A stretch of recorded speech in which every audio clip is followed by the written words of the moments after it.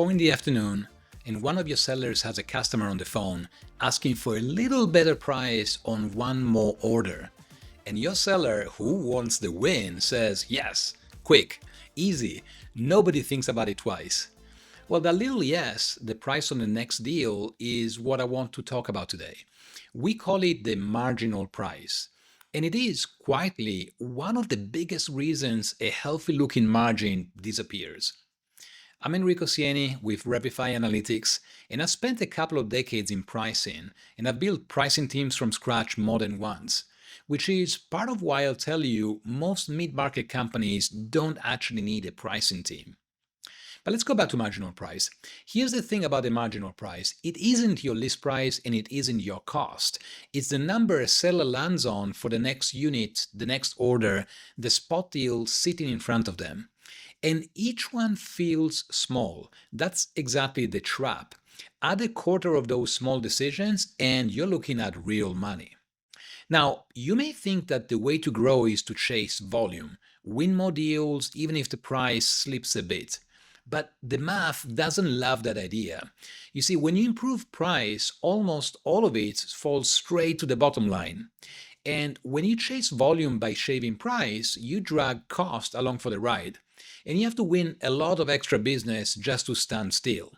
Price is the most sensitive lever you've got, and the marginal deals are where you're actually pulling it. So where does this go wrong? Almost never on the invoice. It's in the pocket.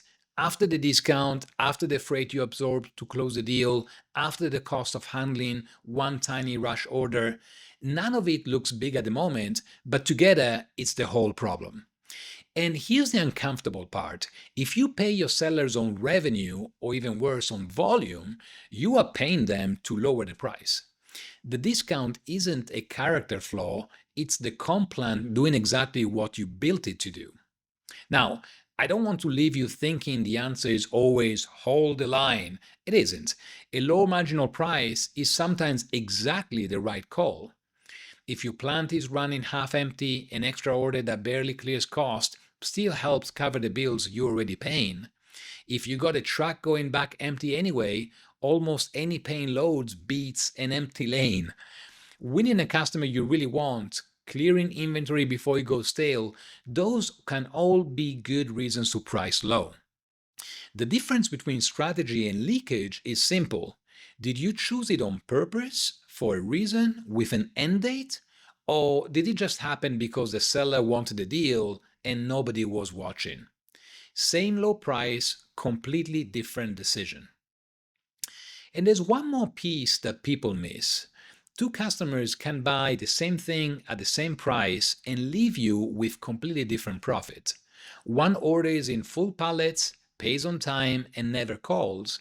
The other one splits it into rush orders, pays late, sends some of it back, and lives on your support line. Same price on paper, not even close underneath. A small slice of your customers carries most of your profit, and a slice of the bottom quietly hands a lot of it back. If you're not looking at that, you're setting prices blind to who's actually paying you. So, what do you do about it without hiring a whole pricing department? Well, 3 things, and none of them is really exotic. Give your sellers a floor they can actually use in the moment, a price they don't go below without a quick second look. Make that exception fast so they don't route around it, and so you get a record of who asked and why, and put everyone, sales and finance, on the same definition of margin. When a seller can see what a small freight giveaway really does to a deal, their behavior changes on its own, no speech required. Most companies already have the data for this sitting in the system. What's missing is not a tool, it's the discipline and a little bit of governance. And you can see movement fast, inside a quarter. First, you find where the price is leaking, then you put floors and the approvals in, which stops the worst of it almost right away. And then you can start getting paid for the value you actually deliver to different customers.